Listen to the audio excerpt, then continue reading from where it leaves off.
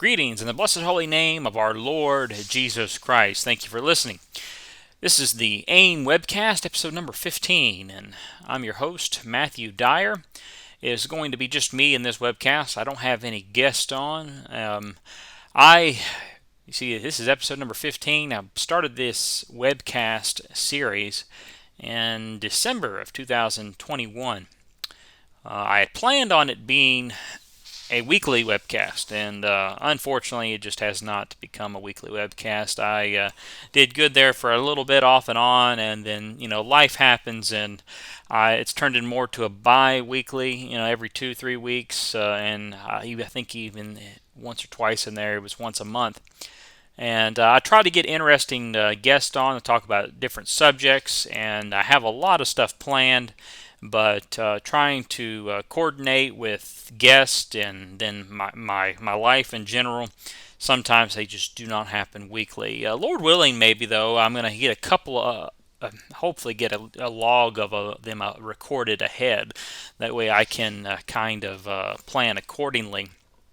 And I'm also planning on filling the gaps in with just webcasts myself, addressing different issues that come across my desk that I just feel that need to be addressed during the week.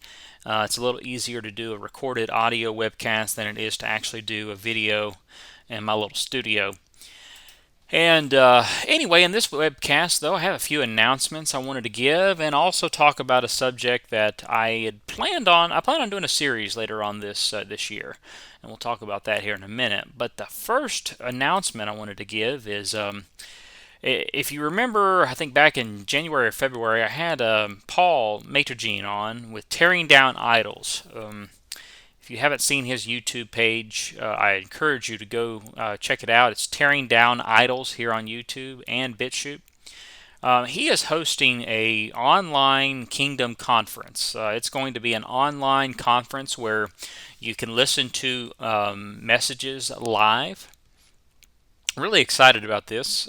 He invited me to come on and perform one of the messages, and the conference, at least this first conference, is designed to be introductory in nature to the Anglo-Israel message and the Kingdom message. And from what I understand, from what he's put out, there's going to be basically it's going to be a 4-hour conference. There's going to be an opening message by him with prayer, and then I'm going to do a message, and then Pastor Kevin Reed of America's Promise Ministries is going to do a message, and then Paul himself is going to do a message, and then we're going to do something really neat that I think that has a lot of potential of opening some doors up, and that's we're going to do a live chat, a Q&A, a question and answer chat with all three of us. And the way he has it set up is you will have the opportunity to message in questions, and we'll answer them if we can live there on the Q&A after the conference. So this conference is going to be taking place on June 18th. And I'm going to leave all the info that he has posted in the link in the description below of this video, this webcast. And it's going to be taking place on his TalkShoe channel. And you can listen to it and watch it live. There'll be actual video live messages by the three of us. And then at the end of the day, after all the messages are over, we're going to have a live Q&A. And I think that's going to be really exciting. And I wanted to throw this out there. Just in case some of the people that are listening aren't able to make the live Q&A, if you want to email me a question or a couple questions, keep them short and sweet, no big long dissertations, please. But if you have like a general question, if you want to email me at prayforchristianamerica@gmail.com, we can address them on the Q&A, just in case we end up there not being a whole lot of people live that Saturday, and that's going to be June 18th. So, but I would prefer, there to be live people on there on the chat, and I think it'd be really exciting and something that we've talked about. The three of us have talked about if this goes well. maybe even doing it every month, every 2 months. I don't think every month is going to happen, but maybe every 2 months, every 3 months, something like that. The Q&A thing, just a general, kind of like a live video webcast with people in the chat. That may be something we can even do maybe once a month. We'll see how the reception is and how everything goes on the technical end of it. So anyway, if you have a question and you're not able to listen live and participate live, shoot me an email and I will take a look at the question and we'll try to answer it live on the air. And hope you can be there. Now, he does have several things set up. He has it where you can go to TalkShoe and watch the actual video of the messages and the live Q&A while it's going on. Or if you're not at a computer and you can't do that, you can call in on a number. And he has all the numbers I'll list below in the description. You can call in and just listen to the conference on the telephone. So that's a neat feature, and I think it's going to be, like I said, I think it's going to open up some neat options for just kingdom fellowship in the future for those that believe in the Anglo-Israel message and the kingdom message, and they can participate in these online events as an act of fellowship. That way, when there's not conferences and stuff in person going on, or maybe you live in a rural area and you're not able to attend, you can jump on these live online events and participate. Now, that doesn't replace in-person fellowship, obviously, but it is a good in-between that we can do and participate in. And, technology today, computer and internet, it's used for a lot of wicked, evil things. I mean, the human mind, and that goes for the Israelite human mind, by the way, is a very wicked and corruptible thing. And we have made devices and used them for wicked purposes. And by using this technology for good in this way, is a good way of using it for good rather than evil. And our people have used it more for evil than good, unfortunately. But this is a good way that we can use this technology to our benefit in these times we live in, and make use of it. Simple as that. So please plan on attending that online Kingdom Conference June 18th. That's Saturday, June 18th. It is going to be starting at 3 p.m. Central Time, and the Q&A is going to start at 6:15 Central Time. We all three discussed that the Q&A will probably last maybe an hour, but if we have some good conversations and good questions coming in, it may last a little longer. We'll just kind of play it by ear is what we all decided.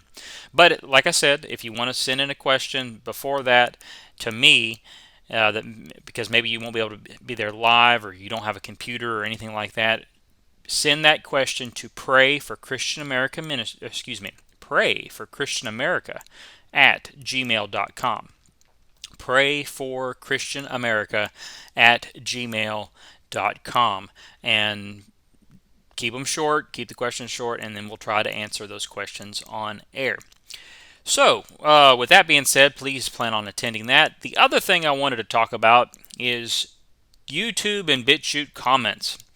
For those that listen to my messages and webcast, they may have noticed this past 2 weeks that I have turned off the comments on YouTube and now BitChute.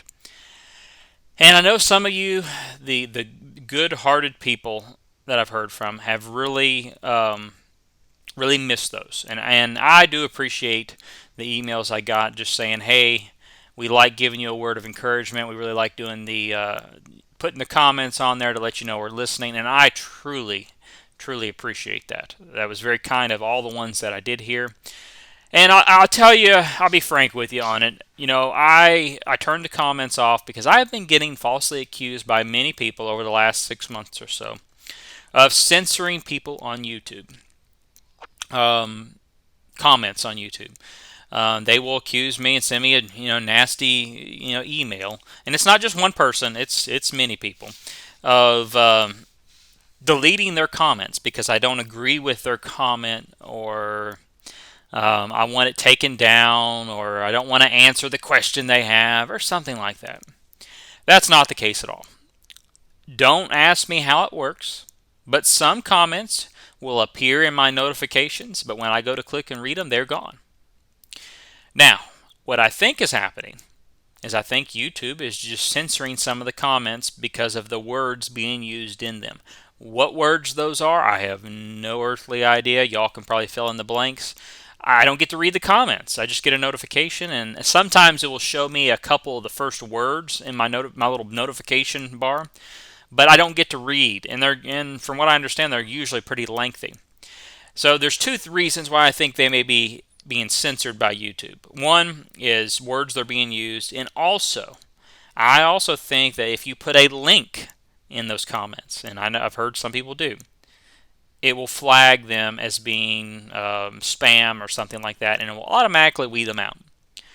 Also, I don't know, some of the people commenting, if they have had several strikes against them for doing questionable things on YouTube. You know how YouTube is. That may have been something to add to it. I really don't know. I don't know.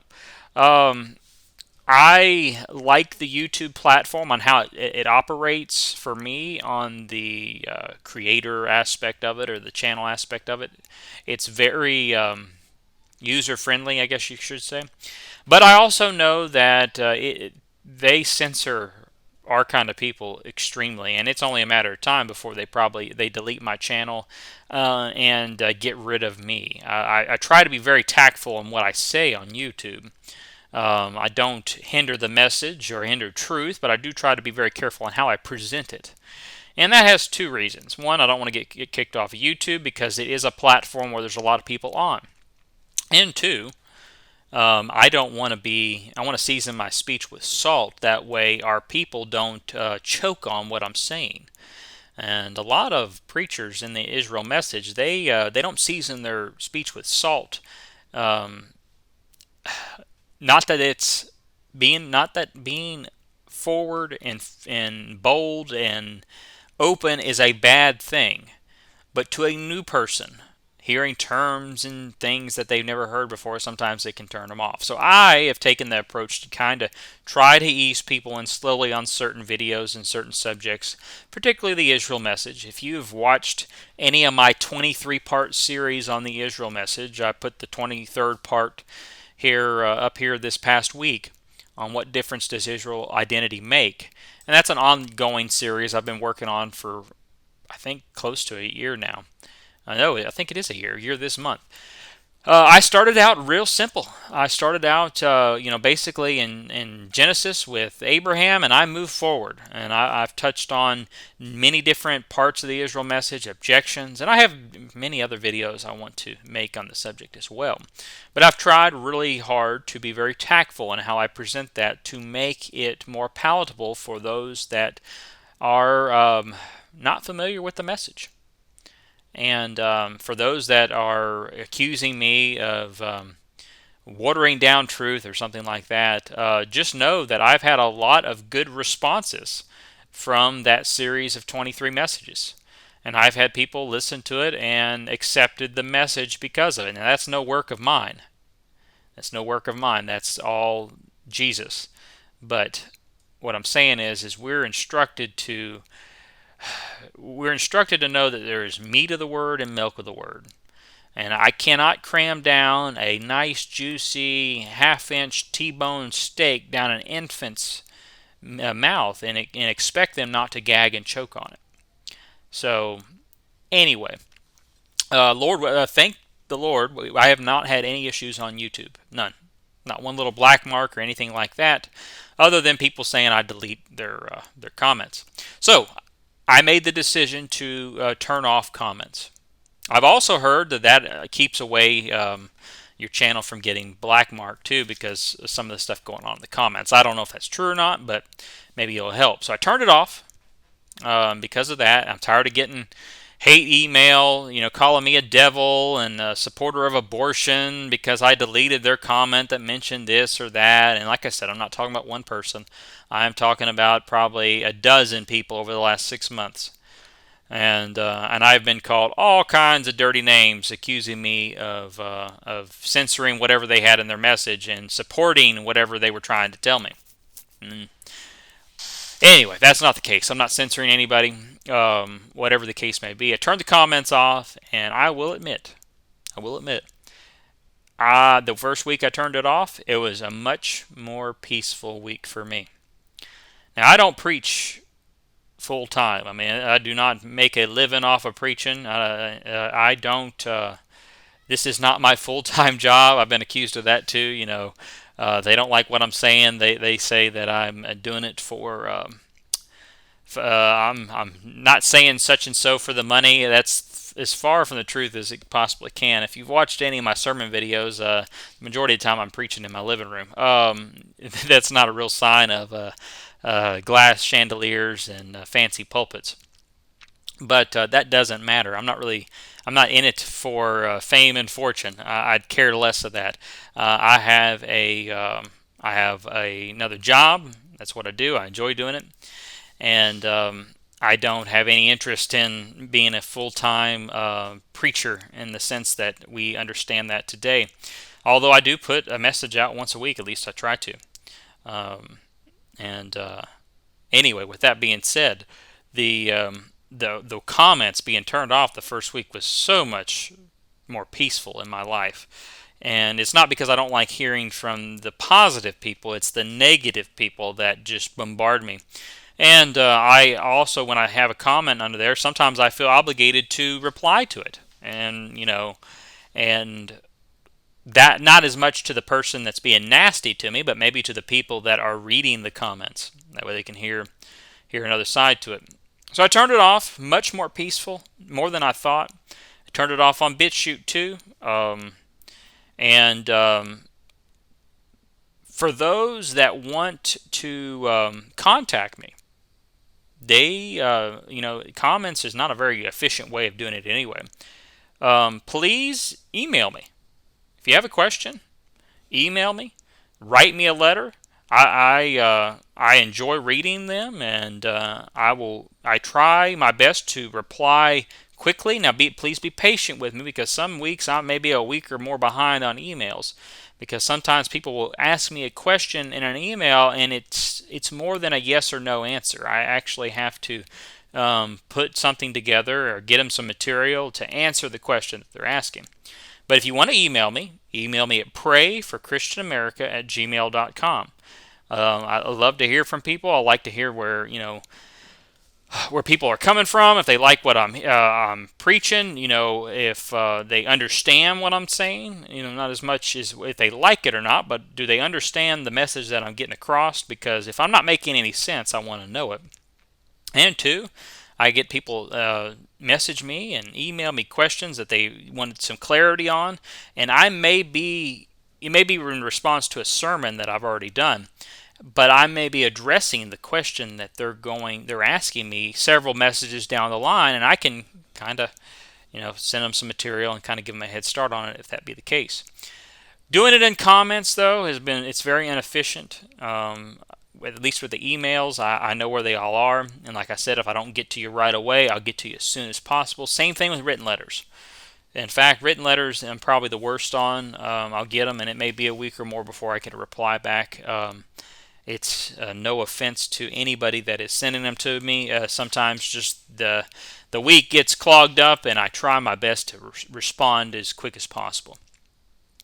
So that is why I turned off the YouTube comments. I know some people wanted me to turn them back on when things cool down, and honestly, at this moment in time, I do not plan on turning them back on, at least for a while. I think it's more efficient for me just to put the message out there and for somebody to listen to it, and if they have a comment, they can email me or write me a letter. And that's the way it was done back in the old-fashioned days of the 1990s and early 2000s anyway. If you listen to a sermon on a radio or on a cassette tape by a preacher, you wrote them a letter. You sent them an email.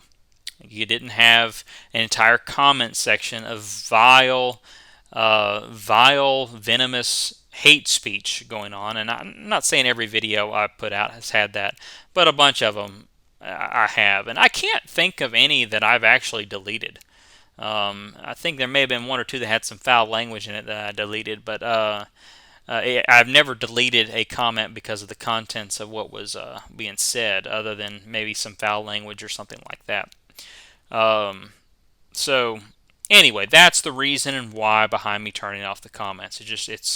It makes my life more efficient. I'm able to dedicate more time to studying and preparing for sermons instead of trying to answer just basically not always, but sometimes a bunch of trolls in the comments.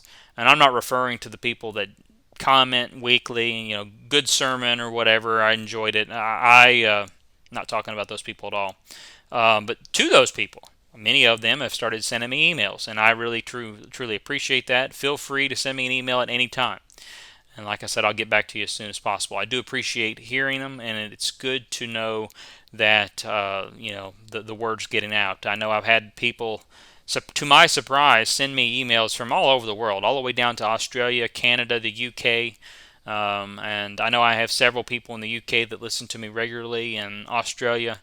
And for me, humbly, that surprises the heck out of me. I truly do appreciate that what the Lord has given me to say is being a benefit to them, and I walk away with that only giving the credit to the Lord. It's all glory to Lord Jesus for that, not me. I'm just a messenger, trying to do my best to advance the kingdom of God here and now. There's nothing that I can do that the Lord doesn't do through me, except the bad stuff, and then that's a whole other story. But anyway, that's just a few of the announcements I wanted to get off. I hope I didn't go too long on that.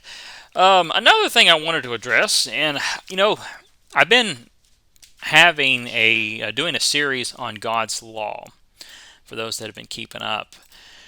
And in the first two messages of that, it's a 5-part series right now, and it's kind of similar to the Israel message. I've done different parts, sub-series in that so far. But the last 5 weeks, I did 2 parts on God's law before Moses, and then I did 3 parts of a message titled "Did Jesus Die for Our Sins or for Us to Sin?" Part 1 through 3, explaining how the old covenant is done away with and we're under the new covenant, and explaining some of the confusion with that. And I plan on expanding that series or that playlist of messages in the future to a broader ideas and broader things concerning the law. I still have a few things I want to touch up, concerning the law and grace and things like that. But then I want to kind of get into each individual laws and how we can apply each individual law in our lives today. Because there's a lot of laws that are in the scriptures that people get confused on. They don't know how to apply them. And then there's some that people just, they read and they don't understand, and I just think they need to be discussed. So I do plan on expanding that and talking about how the laws in the Bible and which ones we can apply and how we apply them and just different principles. So look forward to that. That is coming. In the month of June, I've got a couple different videos I'm going to be dropping. I will be out of town the second or third week in June, speaking somewhere, and those videos will probably drop a couple days after I get back from the weekend. So there may be a week or two in there where the videos aren't as regular as they have been on Sunday evening or Monday morning. After that, I plan on doing the law series, and then there's a few other smaller sermons that I'm planning on doing. And then there's a subject that I have had plans on touching on for quite some time. And I may touch on it briefly between now and September, but it's probably going to be a series that I start in September. And honestly, I don't know how long the series will go. There is so many different aspects of it that can be touched upon and expanded upon, and that is doctrine concerning Jesus, or who Jesus is, or maybe better said, is Jesus God? Now, the reason I bring this up in this webcast is there has been, a group of people going around promoting a doctrine of Unitarianism, of basically denying the deity of Jesus Christ and saying Jesus wasn't God, but rather just a man. And I don't want to get into the doctrine in detail in this podcast, but I do plan on addressing that subject. It's a subject that has been addressed many different times over the years by many different preachers. And this group of individuals going around, I know they've hit up a couple different preachers within the Anglo-Israel movement over the past, here recently and over the years. And it's only a group of 3 individuals that I'm aware of. But it's a doctrine that is not a new doctrine. It's been going around for a while. And it raises its head up every now and then. And, people tote it. And they go around and teach that Jesus is not God. And then they will throw up things in the preacher's face that deny what they're saying and say, well, teachers will come under severe judgment, more stricter judgment, if you don't accept this. While they're teaching themselves. I mean, they're there trying to teach me, and then they tell me that since I'm a teacher, I'm going to come under stricter judgment. That street goes 2 ways. If you're going around teaching people that Jesus is not God, and then tell the preacher or teacher or whoever that denies that doctrine and says, no, Jesus is God in the flesh, and then say, well, you're going to come under stricter judgment because you're a teacher. Look in the mirror, because you're teaching yourself. You're teaching. If you're not, you wouldn't be reaching out to different preachers, preaching and teaching the message of the anti-deity of Christ. So this is a subject that needs to be addressed in detail. Now, there's many good series out there. Pastor Ted Weiland did a good series on it back, I guess, in the 90s. Pastor Peters did a series. Pastor Peter J. Peters did a series on the deity of Christ in the 90s as well. And Pastor Charles Jennings has done a good series on it. And there's a lot of different preachers out there who have done series on the deity of Christ. Charles Wiseman wrote some stuff on it in his book, Jesus Christ in the Old Testament. And there's a lot of information out there. And this attack on the deity of Christ is nothing new. It's been going on for a while. So I do plan on having probably a pretty lengthy series going into all the different details of it. And not just to attack this doctrine that is rejecting the deity of Christ, but just for us all to be aware. Maybe there's some things that some people are not aware of, the details of Jesus Christ and his being. I think oftentimes it's referred to as Christology. And it is the study of Jesus Christ. And I think it's a very important study. There's a lot of different aspects to it. And, and then you get, a lot of times when this gets brought up, you get into, well, are you oneness? Are you Trinitarian? And, when it comes into that, I think both sides have points, but I don't think either of them are 100% on board with what Scripture's teaching. I think it's hard to wrap our mind about it. And when it comes to oneness versus Trinitarian, I don't know where I fall in, to be honest. I believe Jesus is God in the flesh, and some of the details I haven't worked out in my mind 100%. I went back and forth on it, and I do know, like I said just now, Jesus Christ is God in the flesh. How we want to wrap our mind around the details, that's a whole other story. But when we read in the Scriptures, there is so many details that point to that. One being, I brought this up in an unrecorded communion message yesterday, and I wanted to bring it out today. But one really big proof of Jesus' divinity is in the book of Isaiah. Now, for those listening, there's more than half a dozen scriptures out there that prove the deity of Jesus Christ. There's more than half a dozen. I got told this past week that, preacher boy, basically, paraphrasing, you're going to have to come up with, a better argument than the half a dozen scriptures that people like to use. Well, there's more than half a dozen. I mean, come on, really? Have you ever read a book concerning the deity of Jesus Christ? This is a serious subject. That's why I get a little aggravated with it.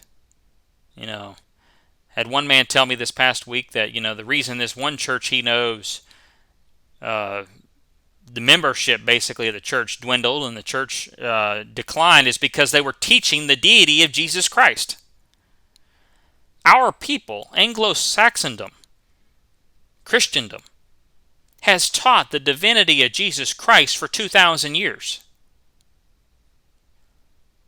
Think about that. Now, like I said, whether you want to package that in a oneness doctrine or a Trinitarian doctrine or whatever it may be to explain it, the deity of Jesus Christ has been taught by our people for 2,000 years. Now, they like to say that it was invented by the Roman Catholics, but yet we have writings in the 2nd century of Christians calling Jesus God. Now, if Jesus isn't God, then we are guilty of idolatry, are we not? Think about it. If Jesus is not God, and we're praying to God, worshiping God like they did in the New Testament, then we are guilty of idolatry. Just chew on that for a minute. But anyway, let's turn to Isaiah chapter 9. Isaiah chapter 9, verse 6 and 7, a very popular verse that's often read around Christmas time and things like that, but it's a very beautiful verse. Very beautiful verse, one of my favorites. But it says here, "For unto us a child is born, and unto us a son is given. And the government will be upon his shoulders, and his name will be called Wonderful Counselor, Mighty God, Everlasting Father, Prince of Peace. Of the increase of his government and peace there will be no end." End quote. The fact that Jesus Christ is the everlasting Father marks him as, or let me refer to it this way. The fact that the Christ in this passage is referred to as the everlasting Father is an interesting thought. Because in this passage, he's known as the child and the everlasting Father. Who else could fit that description? Is it hard to understand? Well, yeah. It very well could be. We're talking about the creator of the universe, the being of God, and how he functions. No one said that it would be easy to understand. In fact, I don't know why we would expect God would be easy to understand as a being. There's a lot about God I imagine we do not understand. And we may never understand until the next life. And even then, we're not promised to know everything. But in Isaiah chapter 9, this event of the Christ coming was to be a wonderful thing, which the God of Israel does for his people. And he was going to reveal himself to his people. Now, Christ is referred as the mighty God here in Isaiah chapter 9. And he will bear the government of the God's kingdom upon his shoulders. Who else could rule God's kingdom as a head than God himself? If you look back in the Old Testament, when man wanted to put another man over God's government, it didn't work out very well.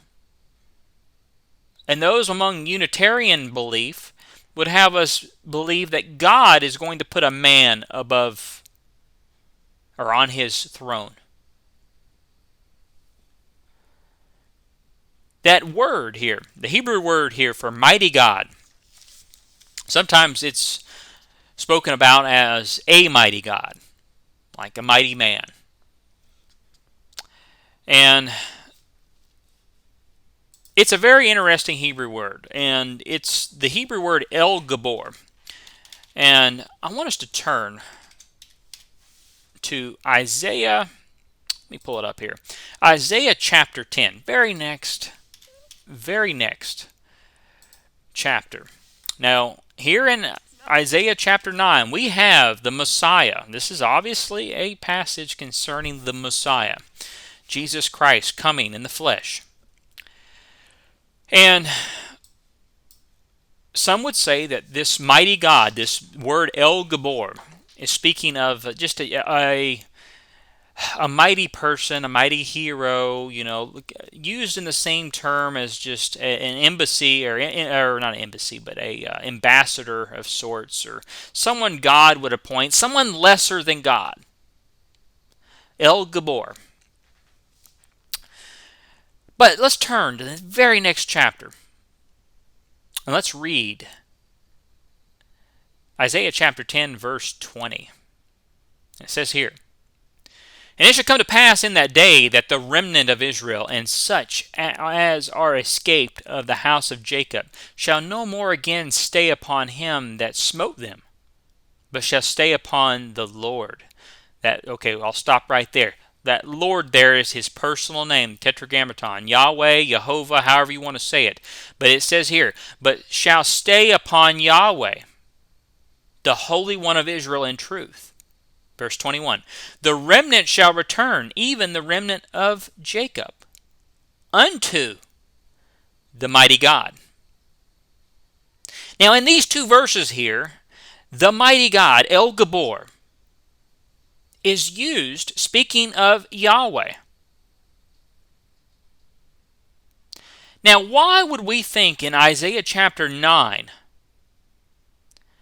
we would be speaking about some lesser being known as Jesus that is not actually God, but rather a man God created?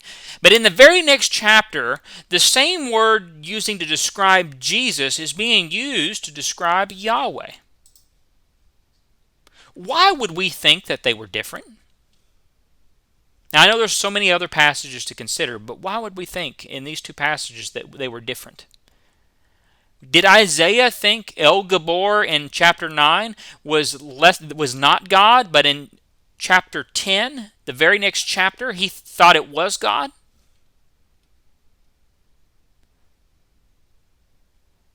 Just something to think about. I want to read a section out of this book. Here is Jesus Christ in the Old Testament by Charles A. Wiseman. I do not know if this book is in print. I know many of his books are not in print anymore after his death. But in this book here, he says this concerning this passage. It says here, "Christ is referred to as the mighty God who, in Isaiah chapter 9, verse 6, will bear the entire government upon his shoulders. As the King of glory, Christ is the, quote, Lord strong, mighty in battle." Psalms 24, 8 through 10.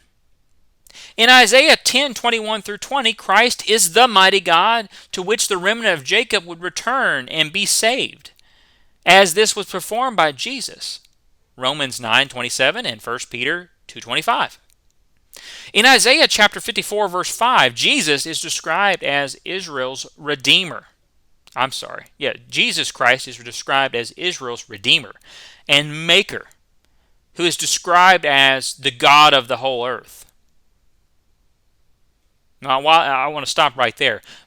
Before I read on in this passage, in this book, I want you to turn to Isaiah chapter 54, 5, and we'll read that here in just a second. But continuing on. "These great feats and titles could only be ascribed to the one and only God, the great God and Savior, Jesus Christ," Titus 2:13. The expression great God as applied to Christ in this verse, Titus 2:13, it refers to the glory of his appearing, just as the true God is predicted of Christ, 1 John 5:20. The phrase great God occurs often in the Old Testament. In Deuteronomy 7:21 and Deuteronomy 10:17, it is predicted of Jehovah, who, as Israel's manifested Lord, led them through the wilderness. Christians now look at Christ as the manifestation of God in his glory and guidance. In Daniel chapter 7, verse 13, the title Ancient of Days is applied to the Father. But in verse 20, It is applied equally to the Son until the, quote, until the Ancient of Days came, end quote. The Father sins, but the Father sins, but is never said to come. It is only the Son who comes. Here we have some of the different qualities and functions of two different offices of God, Father and Son. The Father is not God per se, but is in an office and function of God, just as the Son describes another office and title of God. Likewise, the shepherd, the husband, the king, the Messiah, and Lord are not gods or separate persons, but refer to different names, titles, offices of the one and only true God, Jehovah. I want to stop right there. I know for those listening out there that take the Unitarian position, that Jesus is not divine, that's not good enough. There'll be all kinds of yeah buts, and like I said, I plan on addressing this subject in detail in a series of messages, but I wanted to just touch on it a little bit using Isaiah chapter 9, because often that's used to prove the divinity of Jesus Christ, but also it's used to say, well, yeah, but the El Gabor doesn't mean Yahweh or is referring to Yahweh, but rather it's just a God. And I wanted to point out the fact that Isaiah in the next chapter is using the word to describe Yahweh himself, the Redeemer of Israel. So anyway, that is just some things I had on my heart this morning that I wanted to just kind of touch on. And like I said, I have full intentions on doing a series probably sometime in September, touching on the different aspects of this doctrine, because I think it's very important, and I think it's a fascinating subject for those out there to be prepared for when someone comes along and says, hey, did you know Jesus wasn't really God? And then they give all these different examples. And yesterday morning I read this passage as well, and it's a passage that is known well, but John 1. Let's read it too. And unless you're reading out of the New World Translation written by the Jehovah Witnesses, this will read, and the Word was God. If you read out of the Jehovah Witness Bible, it says, was a God. And by the way, but while you all are turning to John chapter 1, this doctrine of denying the deity of Jesus Christ, if you go onto YouTube and listen to some debates, and there's many good debates out there. Dr. James White, which he holds the Trinitarian understanding of the divinity of Christ, he has many good, excellent debates defending the deity of Christ with Jehovah Witnesses, Mormons, Muslims, and Unitarians out there. And they're worth going to listen to, and I'll tell you why. The same arguments, the Unitarian view of denying the deity of Jesus Christ, are almost identical to the same arguments the Mormons, the Jehovah Witnesses, the Muslims, and the Jews use to deny the deity of Jesus Christ. If you don't believe me, go look up some of the debates, listen to them. And I got presented with some of the same arguments this past week with the group of people. And I told them that this is a doctrine, the same arguments you're giving me are the same arguments that the Jehovah Witnesses, Muslims, and Mormons give. And they got offended by that. But I wasn't calling them a Jehovah Witness, Mormon, or Muslim. I was just saying, hey, yeah, the belief you have and the arguments you're using are the exact same they use to deny the deity of Jesus Christ. And I forgot to mention also the Jews. Now, the Jews don't believe Jesus was anything. They believe he was I think Ben Sapiro said that he was a first century Jew that got himself killed because he was trying to start a rebellion in the Roman Empire. And that's kind of the general belief among the Jewish people. They deny the deity of Jesus Christ. But when they argue against Christians, they use the same arguments. So just to throw that out there. But yeah, I got, the person I told that to, they got offended that I would make that comparison. It is a factual comparison. The same argument you're using is the same the Jehovah's Witness uses. They even have their own translation that they've altered to add in words so they can say that God was not, or Jesus was not God, but rather the Archangel Michael. And then the Mormons will say, well, Jesus wasn't God, but he was actually a God. Just like me and you. The Mormons believe, if those that don't know, they believe they will become a God.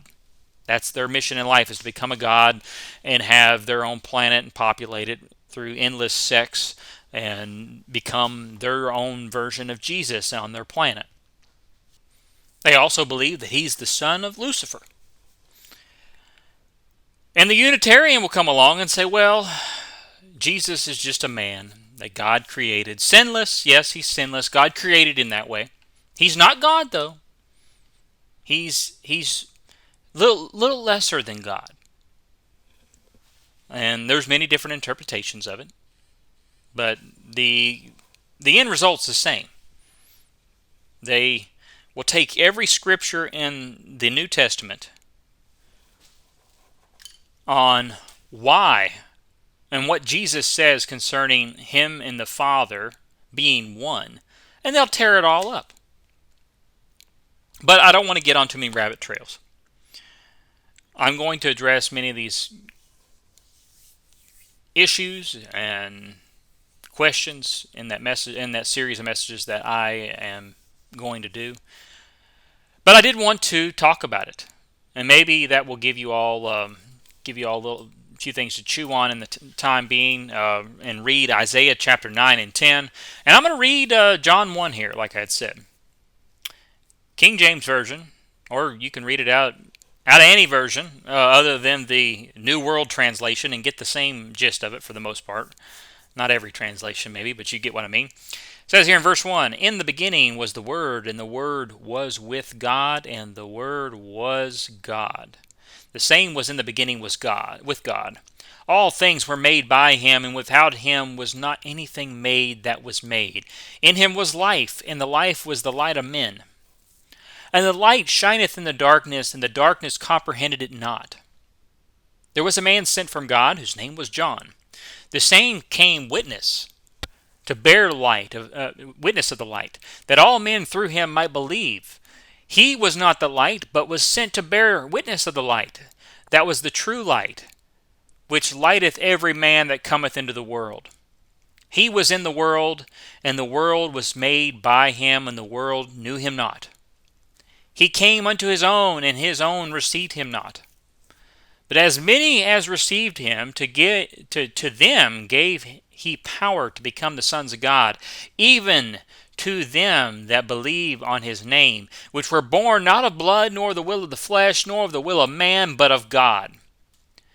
And the Word was made flesh and dwelt among us, and we beheld his glory, and the glory as of the only begotten of the Father, full of grace and truth. And John bare witness of him, and cried, saying, This was he of whom I spake. He that cometh after me is prepared before me, for he was before me. And of his fullness have all we received grace for grace. For the law was given by Moses, but grace and truth came by Jesus Christ. We'll stop there. You see, there's a lot of things hard to understand in the Scriptures concerning that which is of God, the being of God. But there is too much in the Scripture pointing that Jesus Christ is God. A lot of the Old Testament passages, prophecies, quoted in the New Testament to Jesus. You go back to the Old Testament, you read them, who's it talking about? Yahweh. but they're quoting it in the New Testament talking about Jesus. Anyway, I want to stop there because I know many out there are going to be, yeah, but what about this? Yeah, what about this? And I'm going to address it, I promise. Lord willing, that is. It's a subject that is very important, and I think it needs to be addressed. And I actually had plans on addressing this subject long before uh, this week when I got hit with some challenges on it and issues, and people wanted to talk about it.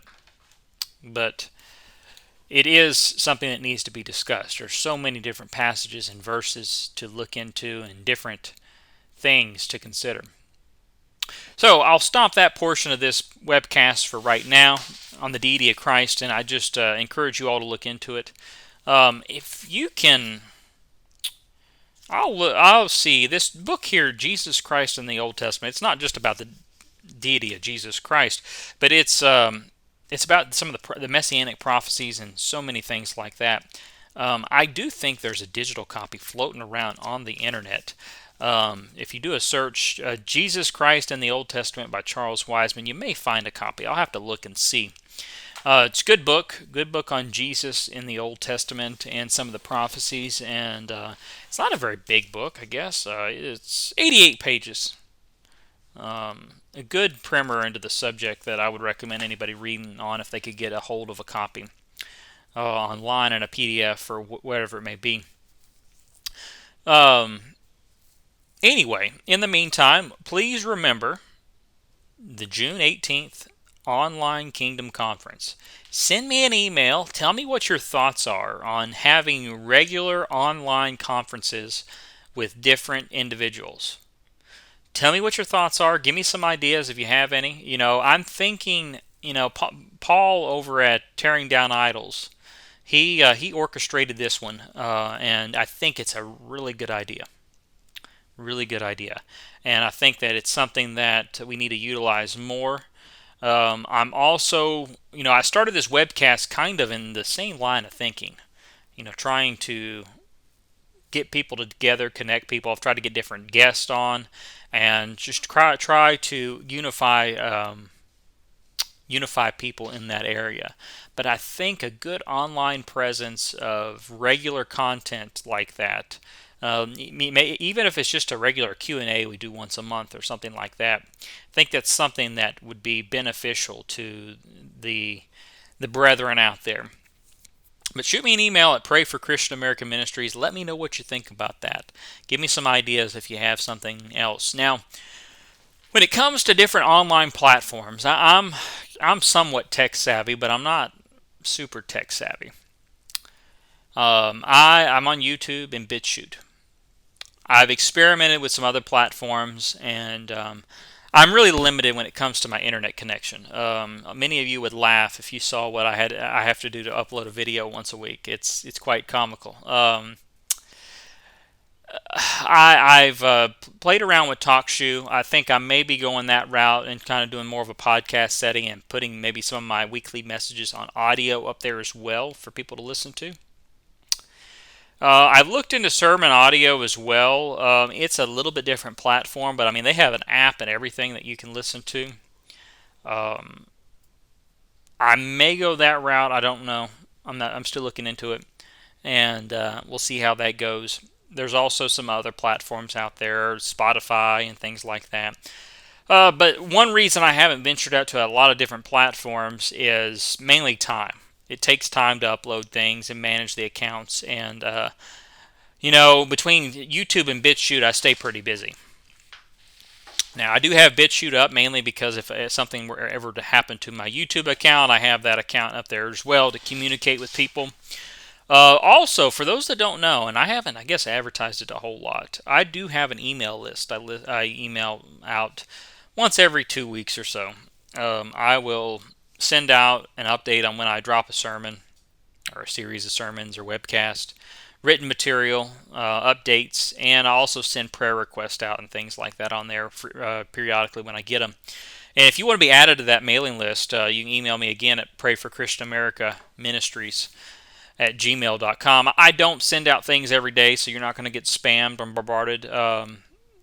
In fact, here lately it's been more like a every 2 week, 3 week email list than more of a week. I've been behind on that. But if you're interested in that, staying updated, that would be handy if you listen to what I put out, and if anything were to happen to my YouTube account or anything like that. So, with that being said, please check out the June 18th Kingdom Conference, and please email me if you have any questions that you would like to be answered on the hour or so Q&A at the end, and that you may not be able to be present on the online chat. Anyway, in the meantime, thank you for listening to Christian America Ministries. I hope that my rambling today in this webcast wasn't too unbearable for you. If you kind of like these off-the-cuff webcasts this way, I'll do them more often. Give me some feedback on that. I didn't have any notes or anything with this. I just kind of hopped on here and wanted to make those a few announcements and talk about the deity of Jesus Christ and how important it is. Until next time, thank you for listening, and this is episode number 15 of the AIM webcast.